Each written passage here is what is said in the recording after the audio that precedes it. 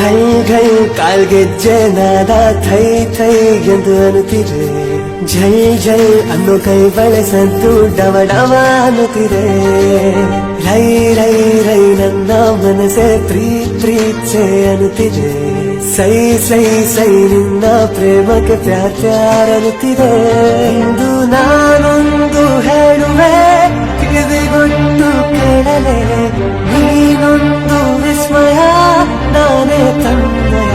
ಹೃದಯ ಹಾಳಾಗಿದೆ, ಮನಸ್ಸು ಮಂಕಾಗಿದೆ, ಹುಚ್ಚು ಹಿಡ್ದಾಗಿದೆ, ಪ್ರೀತಿಲಿ ಬಿದ್ದಾಗಿದೆ.